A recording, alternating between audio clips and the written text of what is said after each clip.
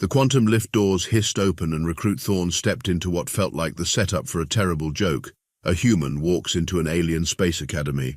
Except this wasn't a joke, this was his first day at the Galactic Defense Force Academy, and judging by the looks he was getting, he was about to become one.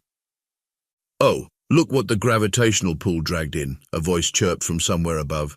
Thorne looked up to see a Nexilian perched on a support beam, their iridescent wings folded neatly against their back.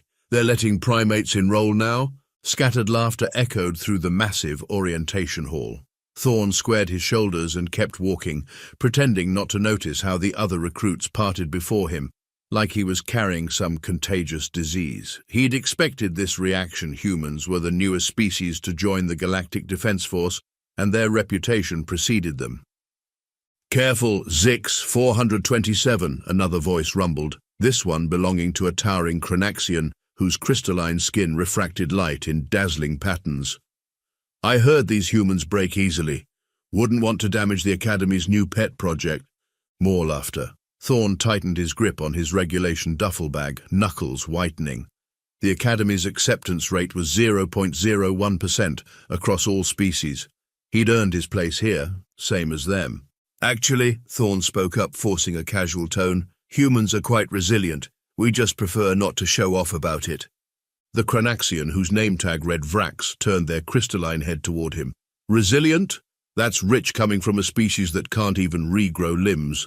My third cycle offspring has better regenerative capabilities than your entire species." A Mectarian cadet nearby whirred in agreement, their cybernetic enhancements gleaming.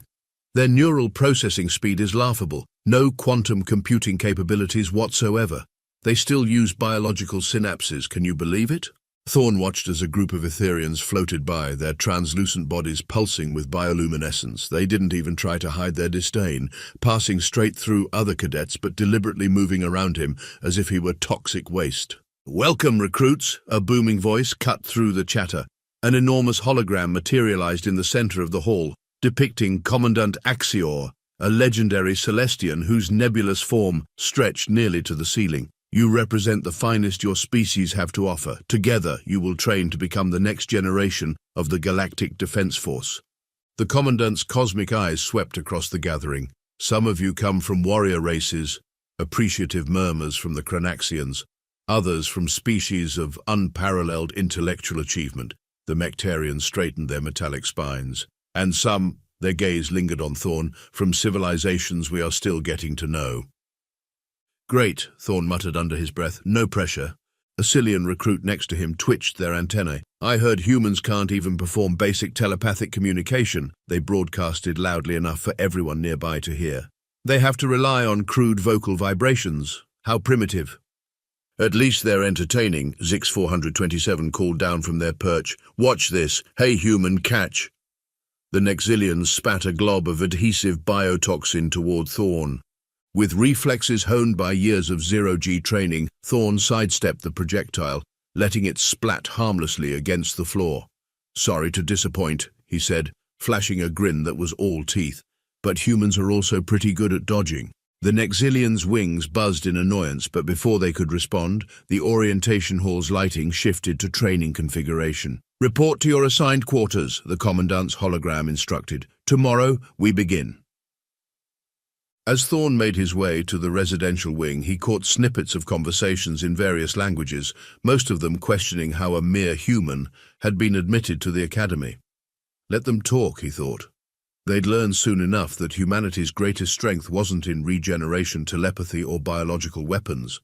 It was in being underestimated. Entering his assigned pod, Thorne tossed his duffel onto the adaptive morphic bed, which struggled briefly to accommodate human physiology, before settling into an approximation of a mattress. Through the quantum glass window, he could see the 3 moons of Centaurus Prime rising over the horizon, casting multiple shadows across the Academy's gleaming spires. "Begin cadet profile scan," he commanded the room's AI. "Processing," the AI responded. "Species human, enhanced capabilities, none detected. Biological limitations, multiple. Threat assessment, minimal." Thorne laughed. "We'll see about that." The first week of training felt like being thrown into a quantum reactor, intense, disorientating, and potentially lethal. The Academy's combat simulation chamber was a massive geodesic dome where gravity, atmosphere, and reality itself could be manipulated at the instructor's whims. Today's exercise, Survival in Extreme Environments, announced Lieutenant Crix, a Volturian, whose plasma-based form rippled with barely contained energy. Your suits will protect you from immediate death. Everything else is up to you. Thorn checked his environment suit seals for the third time. Unlike his classmates, he couldn't survive vacuum exposure, acid atmospheres, or radiation storms without protection. One suit failure, and he'd be either very dead or very embarrassed, assuming there was enough left of him to feel embarrassment.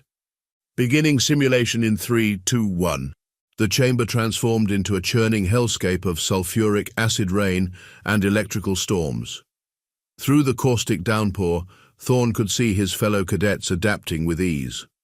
The Chronaxians' crystalline bodies simply deflected the acid, while the Etherians turned gaseous to ride the storm currents.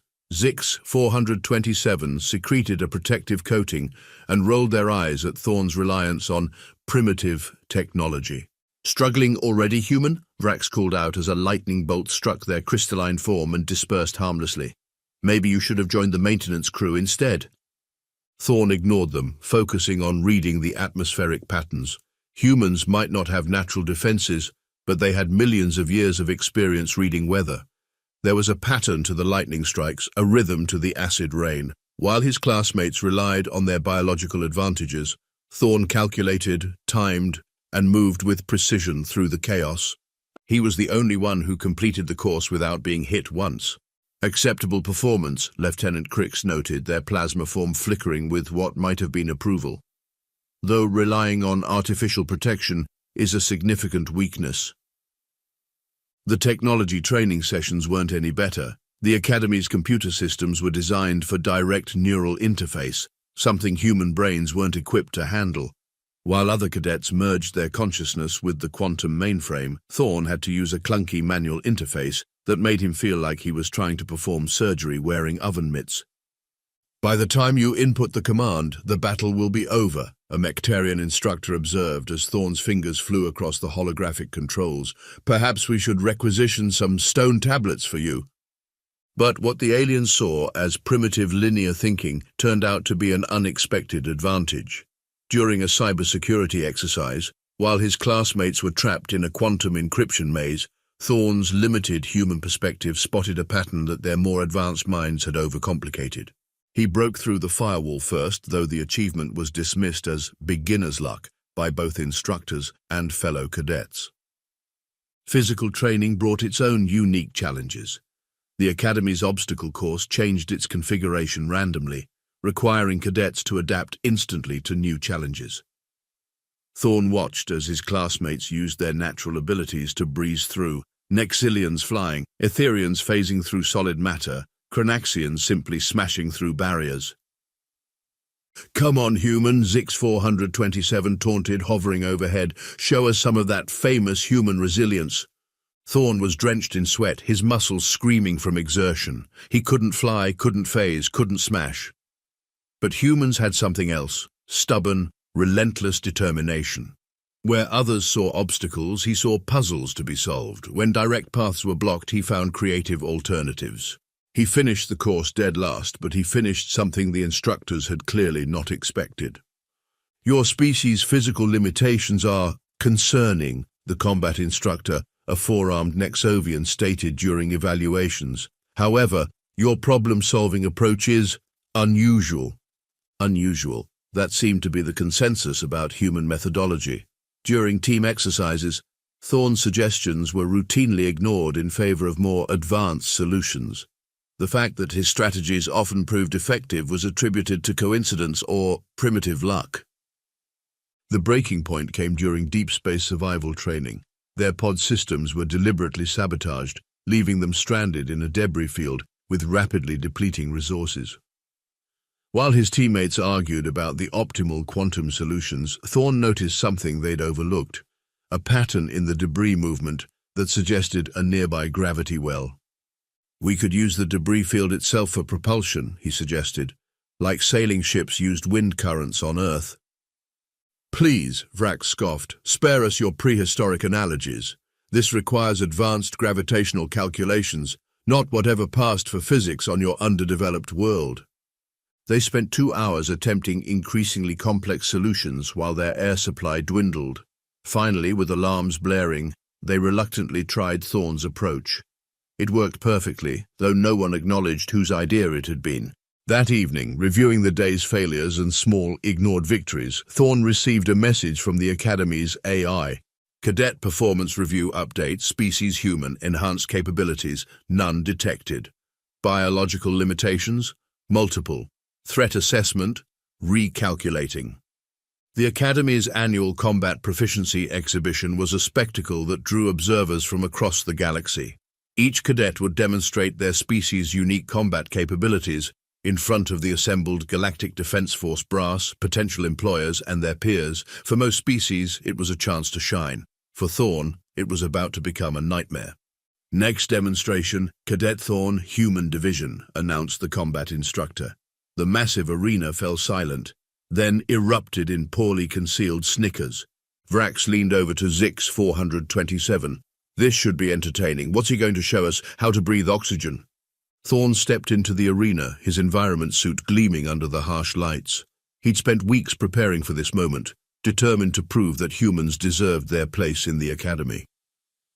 Begin combat simulation, the instructor commanded. The holographic enemies materialized, a standard set of combat drones programmed to test reflexes and tactical thinking. Thorne moved with practiced precision, each step calculated, each strike measured. Then everything went wrong. His environment suit systems flickered and died. Warning lights flashed across his helmet display before going dark. Through his rapidly fogging visor, Thorne caught glimpses of Zix 427 and several others trying to suppress their laughter. This was no malfunction. They'd sabotaged his suit. Having technical difficulties, human? Vrax called out, their crystalline form glittering with amusement. Perhaps you should have brought some backup stone tools. The combat drones, unaware of his predicament, continued their attack pattern. Without his suit's enhanced capabilities, Thorne was effectively blind and defenseless in front of the entire Academy. Something snapped inside him. Months of mockery, dismissal, and barely concealed contempt crystallized into a single, clarifying moment of rage. With shaking hands, Thorne reached up and unsealed his helmet. "Cadet, that is not advisable," the instructor began. Thorne threw the helmet aside. Then, piece by piece, he stripped off the sabotaged environment suit until he stood in his basic Academy uniform. The arena had gone completely silent. "You want to see what humans can do," he announced, his voice carrying across the stunned audience. "Let me show you." Without the suit's interface, he couldn't see the drone's tactical displays or prediction patterns. But humans had spent millennia fighting without augmented reality or neural interfaces. They'd survived and thrived using something far more primitive and far more powerful instinct. Thorne moved like his ancestors had moved when hunting on the savannas of Earth, reading subtle shifts in air currents, anticipating movement patterns, striking with precision born from desperation. Each drone that fell was a statement. Each perfectly timed dodge was a rebuttal to every sneer and dismissal he'd endured.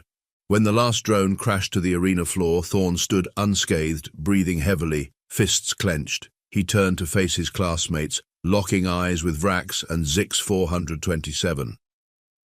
"Next time you want to test human capabilities," he said, his voice carrying in the dead silence, "just ask. We're pretty good at demonstrations." He walked out of the arena, leaving behind his damaged suit and, he hoped, any doubt about humanity's place in the Academy. Back in his quarters, he received another AI update. Cadet Performance Review Amendment, Species Human, Enhanced Capabilities, Recategorizing, Biological Limitations, Assessment Ongoing, Threat Assessment Significant. Thorne allowed himself a grim smile. They'd wanted to break him. Instead, they'd freed him from trying to fight like them. It was time to show the galaxy what humans could really do. And as if on cue, the Academy's emergency alarms began to wail. The quantum glass windows darkened as emergency force fields activated. Red warning lights pulsed through the corridors as Thorne sprinted toward the command center. The Academy's AI voice, usually smooth and controlled, now crackled with interference. "Warning, catastrophic quantum core destabilization detected. Containment systems failing. All cadets proceed to emergency evacuation points. This is not a drill. Thorne rounded a corner and nearly collided with a group of panic-stricken first years. The Academy's quantum core powered everything from life support to artificial gravity, if it went critical. The safety protocols should have prevented this, a Mectarian cadet was saying, their cybernetic components flickering with anxiety. The quantum matrices are triple redundant. Move to evacuation points. Lieutenant Crix's plasma form streaked past them. The containment field is failing. We have less than 30 minutes before... A violent tremor shook the station. The lights flickered, and for a moment, artificial gravity wavered. Thorne's stomach lurched as he briefly floated before being slammed back to the floor. "Lieutenant," he called out, "what about the cadets in the lower levels?" The Volturian's plasma form pulsed with concern. "The turbolifts are offline. Level 3 and below are sealed by emergency bulkheads. We've lost contact with anyone down there." Another tremor, stronger this time. Through the quantum glass, Thorne could see escape pods launching from the upper levels, streaking away from the Academy like scattered seeds.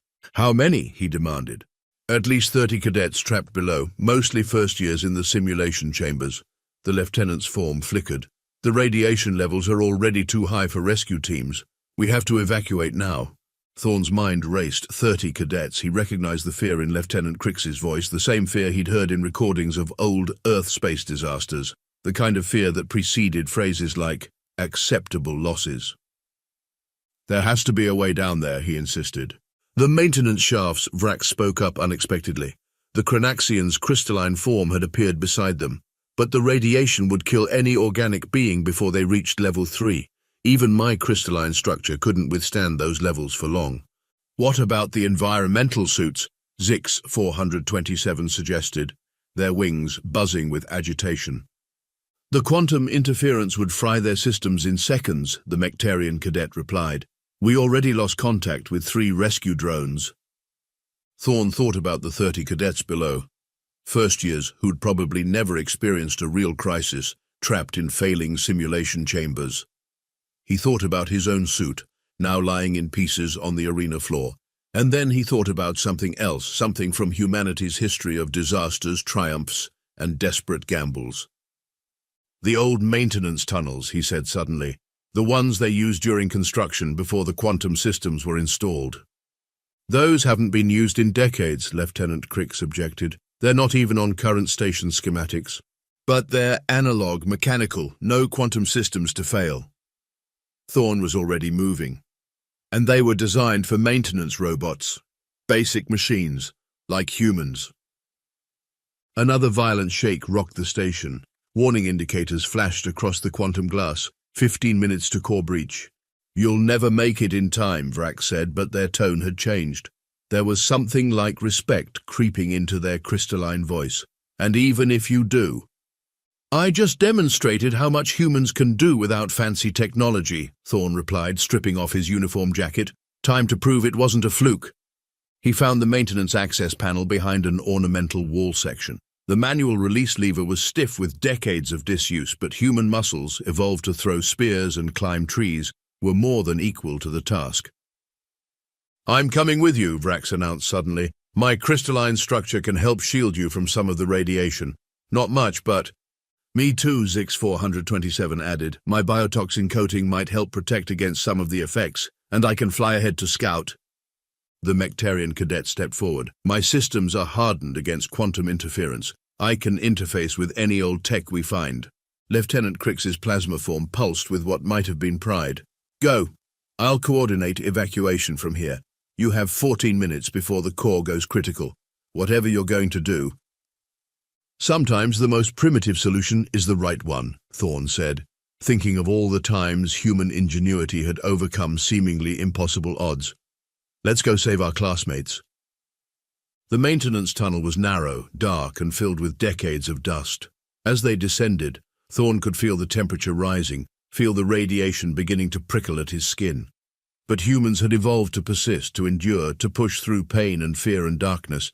Behind them, the Academy's AI made one final announcement before falling silent. "Warning, quantum core critical. Evacuation protocols failed. Containment breach imminent. Emergency systems offline. Automated systems offline. Switching to baseline protocols." In the darkness of the maintenance shaft, guided only by Vrax's crystalline glow and the pulse of emergency lights, Thorn smiled grimly. Baseline protocols, no quantum enhancement, no neural interfaces, no advanced alien technology. Just what humanity did best, surviving against the odds. The maintenance shaft plunged 3 levels down through the heart of the academy. Thorn led the way, with Vrax's crystalline glow providing just enough light to navigate. Every few meters, emergency lights pulsed red through rusted grates, marking their descent into the dying station. "Radiation levels are becoming dangerous," the Mectarian reported, their cybernetic sensors whirring. 10 minutes until core breach." Sweat poured down Thorn's face, his muscles burning from climbing down the ancient maintenance ladders. Each rung had to be tested. Decades of disuse had left some corroded and weak. His primitive nervous system screamed warnings about the growing radiation, but he pushed through. Humans had been pushing through their bodies' warnings since they first discovered fire. "There," Zix 427 called from ahead, their wings humming in the confined space.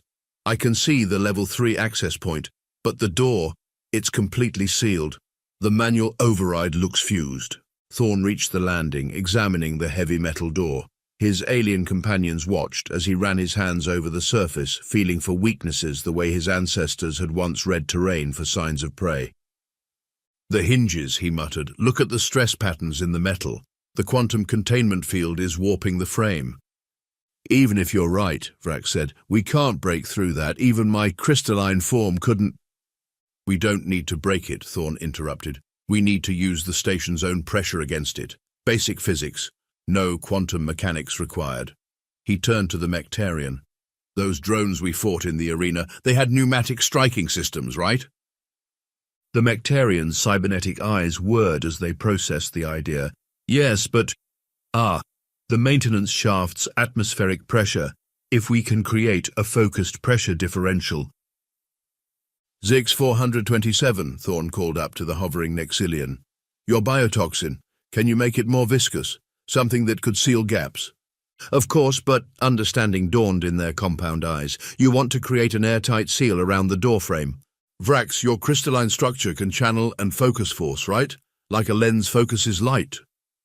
The Cranaxian's form shimmered. "Theoretically, my people used similar principles in early mining operations before we developed quantum extraction methods. Working together, they sealed the edges of the doorframe with Zix 427's modified biotoxin. Vrax positioned themselves to focus the building pressure, while the Mectarian used their hardened systems to interface with the ancient emergency release valves. 7 minutes to core breach," the Mectarian warned.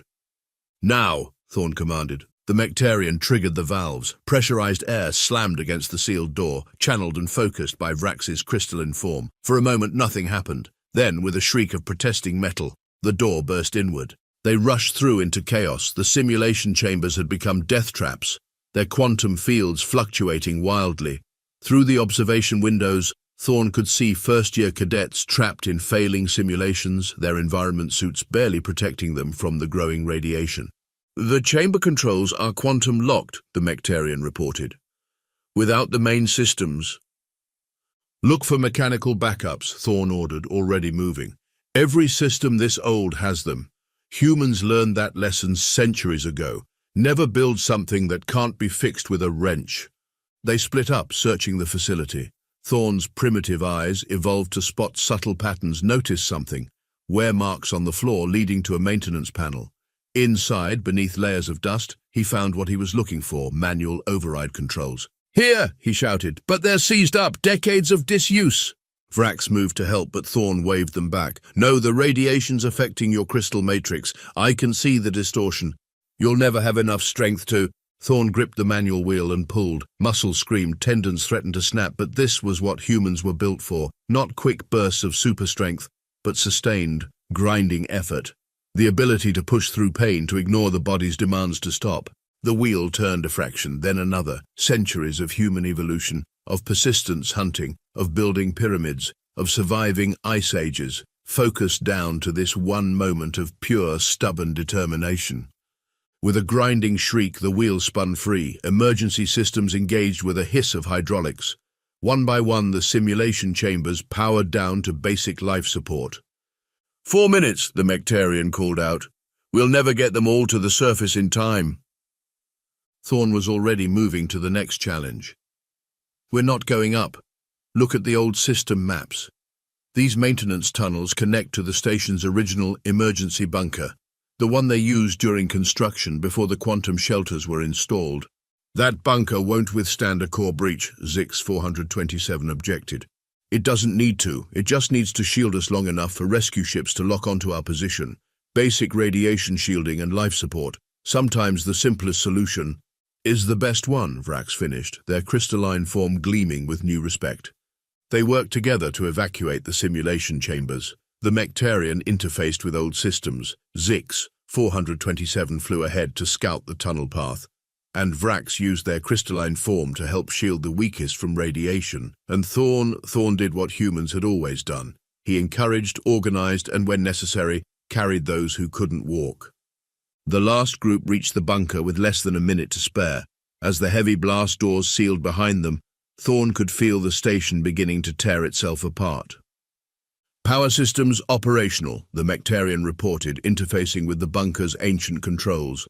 Basic life support online, radiation shielding at maximum. It's not much, but...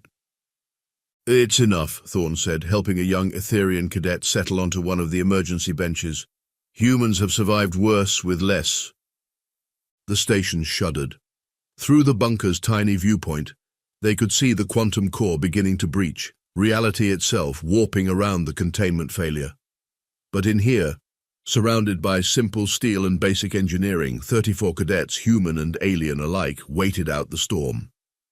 The Academy's AI made one final update before the quantum systems failed completely. Emergency notification, species, human, enhanced capabilities, reclassified, biological limitations, insufficient data, threat assessment, do not underestimate.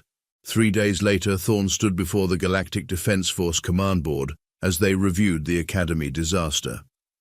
The quantum core breach had destroyed most of the station's advanced systems, but thanks to basic engineering and human ingenuity, there had been 0 casualties.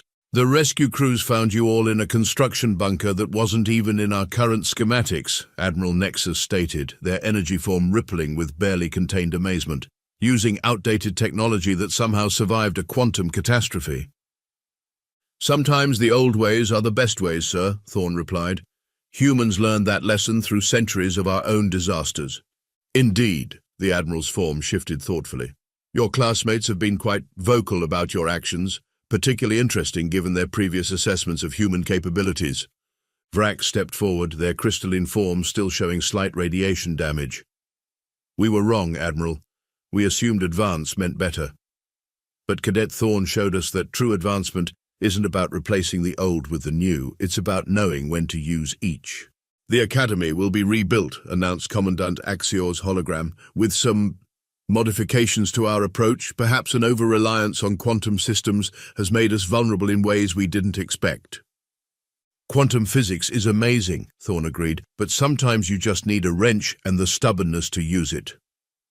Scattered laughter rippled through the chamber, not mockery this time, but genuine appreciation. Thorn spotted Zix 427 in the crowd, their wings glinting as they gave him a respectful nod. The Mectarian cadets stood nearby, their cybernetic systems now supplemented with manual backups. There's been a request, Admiral Nexus continued, from your fellow cadets. They want to incorporate primitive survival techniques into the standard curriculum. Apparently, there's a growing interest in learning how to function without quantum assistance. They've specifically requested you as an instructor. Thorn blinked in surprise. Me, sir? You've proven that humanity has something unique to offer the Galactic Defense Force, not despite your limitations, but because of them. Your species' ability to adapt, to find simple solutions to complex problems, to endure, these are not weaknesses, they are capabilities we never knew we needed. The Admiral's energy form expanded, addressing the entire assembly. The Academy will be rebuilt with a new philosophy. Advanced technology will be complemented by basic engineering. Quantum systems will have mechanical backups, and most importantly, no species approach will be dismissed as primitive or outdated. Though perhaps, Commandant Axior added with what might have been a smile in their nebulous form, we should refrain from calling human methods primitive altogether. After the ceremony, Thorn found himself surrounded by his former tormentors turned allies. Vrax approached first, their crystalline form catching the light. "So, instructor," they said, "when do we start learning these simple solutions of yours?" "First lesson's free," Thorn replied with a grin. "Sometimes the best technology is no technology at all." "And the second lesson?" Zix 427 asked, hovering nearby. "Never underestimate a species that survived its own evolution through sheer stubbornness." The Academy's new AI system chose that moment to make its first official announcement. Notice to all cadets, basic engineering and survival skills course now mandatory for all species. Course instructor, Cadet Thorn. Warning, course may involve excessive use of primitive tools, creative problem solving, and learning to appreciate the elegant simplicity of a well-placed wrench. As laughter filled the chamber, Thorn smiled.